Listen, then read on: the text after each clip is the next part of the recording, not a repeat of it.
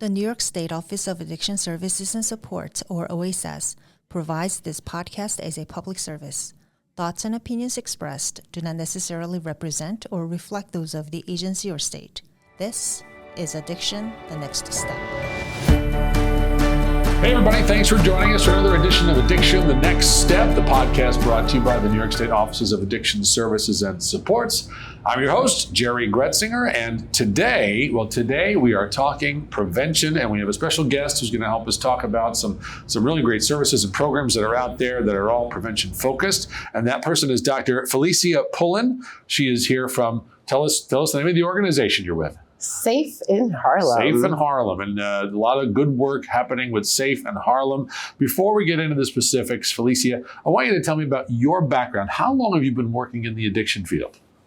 I've been in the field for about 12 years. So next to some, I'm the baby in the field.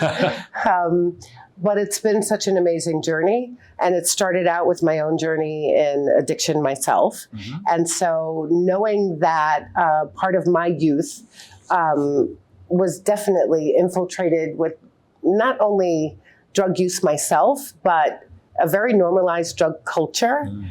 I thought it was really important when I started this not-for-profit that I focused on prevention of the onset of use for teens and youth. Oh, so using your own experience to be able to inform the work you want to do for others. Absolutely. So let's start there. So what sort of experiences did you have or did you witness as life progressed to the point where you started working in the field that you said, you know what, this is something I want to address, I want to work towards helping others with? Yeah, I just want to start by saying that this field chose me. I did not choose this field, and that's probably why I'm so happy in it. It was not something that I pursued for any reasons other than answering the calls that were given to me. But I was born and raised in Harlem. And having been born and raised in Harlem, I had the privilege of being raised by the village, if you will. It is the village of Harlem, so I was raised by the village. And I was also raised at a time where the drug culture greatly impacted the people. And specifically, when I think back on my childhood, and this will give you a little bit of context of how old I am, watching, the men in our community return from Vietnam, addicted to heroin. And the normalcy of walking down the street and seeing people everywhere in Harlem, no matter where you went, who were heroin addicted. And so that was something that as I look back, I could recognize that as a little girl.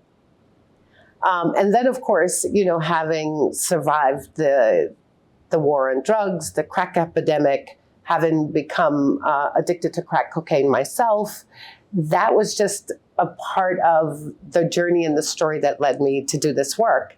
And so I knew that not only were the individuals themselves impacted, but whole families and communities. So it became like this community level trauma that I knew I needed to come back and try to do my little piece, if you will. Yeah. All right. So then Safe in Harlem becomes a thing. It becomes what you're working on, what you're doing. Talk to us about Safe in Harlem, what it does, what you hope to achieve with it. Yeah, Safe in Harlem is beautiful because it is teen-led and teen-guided, but it is also supported by a 12-sector coalition. And so the first grant that we ever received at this not-for-profit was one through SAMHSA, which is now it's over at the CDC, but it was the Drug-Free Communities Grant.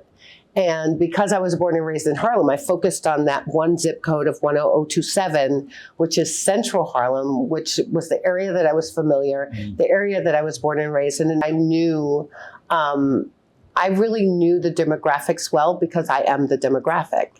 And that work, and supported by SAMHSA, now supported by OASAS as well, allows us to do evidence-based programs in schools. We do programming for preschoolers in school to teach emotion regulation, in middle school to teach conflict resolution, and we work with parents doing parenting skills enhancement classes.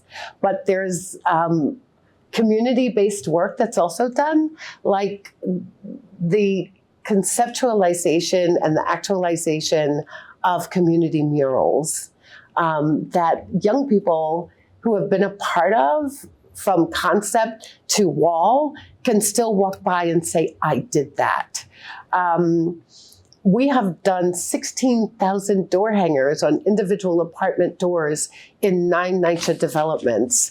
And again, teen-led and coalition supported. So it's amazing work. It's probably some of the best work that I do. Yeah. And so I know you say challenging work and rewarding.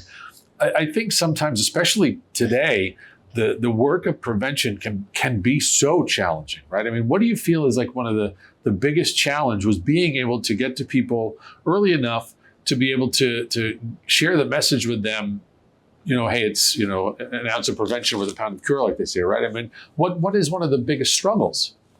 I think, especially when we're talking about small children, some of the biggest hurdles are getting into the schools, right? There has to be a willingness by the principal, by the PTA, by the counselors to want this kind of work in their schools, by the DOE, right? And so some of the hurdles that we have faced, even in trying to assess what's happening in the community, has been more structural than anything else, or systemic, right, than anything else.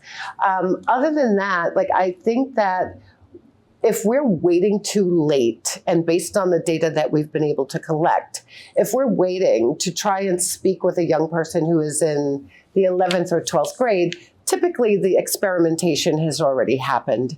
And so we really need to start with our young children and giving them empowerment and hope and drive and self-actualization in ways that they don't always get. Yeah. So I want to ask you the next question too, because hopefully people will be hearing this or seeing this and saying, yeah, you know what, I think this is absolutely correct. We need to share information sooner, earlier. And I want to start at home. I want to start giving the right message. What can they do? Do you have a website or how they can get more information?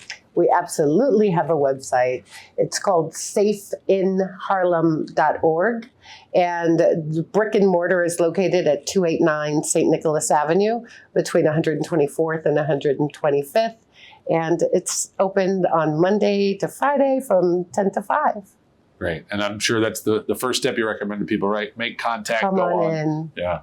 Great. Felecia, thanks so much for sitting down and chatting with us today. Thank you. Great to have you on. And this is Addiction the Next Step, folks. If you want some more information about supports and services that are available, you can also go to our website. It's oasas.ny.gov, oasas.ny.gov, and our Hope line, 877-8-HOPE-NY. I'm Jerry Gretzinger, your host. Until we see you again, be well.